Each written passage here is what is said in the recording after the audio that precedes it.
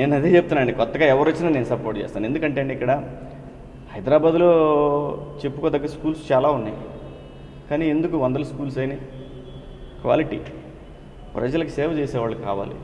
So అటువంటప్పుడు ఈ pressure ఉంటేనే కొన్ని పార్టీ అధికారంలోకి వచ్చే పార్టీ పనిచేస్తుంది. రాజకీయ అనుభవం ఏంటంటే, ఇప్పుడు రాజకీయ అనుభవం అంటే ఇదేమన్నా స్కూల్ టీచరా, లేదంటే ఏమన్నా కండక్టరా, లేదంటే ఐఏఎస్ఆ ఎక్స్పీరియన్స్ కావాలంటే? సేవకి ఎక్స్పీరియన్స్ ఏంటి?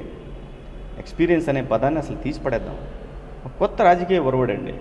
తను వచ్చే విధానంలో నాకు నచ్చిన విషయం ఏంటంటే ప్రశ్నించడానికి వస్తున్నా అన్నాడు. చాలామంది సెటరికల్గా ఏం మాట్లాడతారంటే బయట ఇంటి కూడా ప్రశ్నించవచ్చు కదా అని. ప్లాట్ఫామ్ మీద ఉండి ప్రశ్నించేదానికిను బయట ఉండి ప్రశ్నించేదానికి అది సినిమా వాడికి తీసుకుంటారు, ప్లాట్ఫామ్లో ఉంటే రాజకీయ నాయకుడిగా తీసుకుంటారు. సో ప్రశ్నించే విధానం కరెక్ట్గా ఉంటుందంటే తను కూడా బాధ్యతగా వ్యవహరిస్తాడు. ప్రశ్నించేవాడికి బాధ్యత కూడా తెలిసి ఉండాలి. తెలిసిన వ్యక్తి నా నమ్మకం. ఎందుకంటే 17 సంవత్సరాలుగా చూస్తున్నాను ఆయన్ని, పవన్ కళ్యాణ్. నేను ఎక్కడా కూడా డబ్బు మనిషి కాదు. ఫస్ట్ థింగ్, ఆ వ్యక్తి డబ్బు వ్యక్తి కాదు. సమాజం పట్ల అతనికి ఏదో తెలియని ఒక స్ట్రగుల్ ఉంది, ఇన్నర్ స్ట్రగుల్ ఉంది. ఎప్పుడు అది కనిపిస్తూ ఉంటుంది. ఖుషి చూశాను, తర్వాత జల్సా చేసేటప్పుడు చూశాను. అసలు ఫస్ట్ టైం సినిమాలు షూటింగ్ చేయకుండా నేను ఆయనతో కలిశాను, 2-3 సార్లు కలిశాను. సో ఆ సందర్భాల్లో అతనిలో కనపడింది, అతనిలో తెలియని ఏదో ఒక జ్ఞానం ఉంది. ఆ జ్ఞానం ఇప్పుడు బయటకు వస్తుంది. అదే ఆ స్ట్రగుల్కి ఈ ఎంట్రీయే కారణం అనుకుంటున్నాను. మీరు అనొచ్చు, అంతకుముందు యువరాజ్యంలో ఉన్నారు కదా, అందులో ఉన్నారు కదా, మరి యువరాజ్యం నుంచి బయటకు వెళ్ళిపోయాడు కదా ఆయన, అది కూడా గమనించాలి మనం. సో కాబట్టి కొత్త వాళ్ళని ఆహ్వానిద్దామండి, తప్పదు. బ్రహ్మాండంగా ఉంది జనసేన అనేది. అంటే జనమే ఒక సైన్యంలాగా అవ్వాలనేది ఆ పార్టీ ఉద్దేశం అయి ఉండొచ్చు. జనమే ఒక సైన్యం, ఆ సైన్యమే నేను, నా సైన్యమే జనాలు అనే భావం కలిగి ఉండొచ్చు అతనికి. అంటే ఆయన ఇంతకుముందు ఆయన టెంపర్మెంట్ వల్ల ఈ సమాజానికి ఏమైనా నష్టం జరిగిందా? నాకు చెప్పానండి. టెంపర్మెంట్ వల్ల సమాజాన్ని, అలాగని చెప్పి నేను పవన్ కళ్యాణ్ పార్టీలో ఉన్నానేనో, పవన్ కళ్యాణ్ ఫాలోవర్నని నేను ఇవన్నీ చెప్పట్లేదు. పవన్ కళ్యాణ్ షార్ట్ టెంపర్ వల్ల ఈ సమాజానికి ఏమైనా నష్టం జరిగిందా? ఈ సమాజంలో ఎవరికైనా ₹1 నష్టం జరిగిందా? ఈ సమాజంలో సేవ చేయాలనుకుని వచ్చేవాడు ప్రతి వాడికి హక్కు ఉంది, ప్రతి మనిషికి హక్కు ఉంది. ఆ హక్కు రాజ్యాంగం కల్పించింది. సో పవన్ కళ్యాణ్ ఆ విధంగా వస్తున్నాడు, అది తప్పు కాదు. అందరం వెల్కమ్ చేయాలి. రేపు మహేష్ బాబు వచ్చినా, లేదంటే ఇంకో బాలకృష్ణ గారు వచ్చినా, లేదంటే ఇంకొక వ్యక్తి, ఇంకో సినిమా యాక్టర్, రేపు జూనియర్ ఎన్టీఆర్ వచ్చినా, ఎవరు వచ్చినా సరే వీ హ్యావ్ టు వెల్కమ్. అప్పుడే ప్రెషర్ ఎక్కువైతే కనీసం మనుషుల్ని మనుషుల్లాగా చూసే సమాజాన్ని చూద్దాం మనం. ఎందుకంటే మంచినీళ్ళు దొరకవు, కరెంట్ ఉండదు. 65 సంవత్సరాల క్రితం భారతదేశం రూపాయి విలువ అమెరికా డాలర్ విలువతో సమానంగా ఉండేది.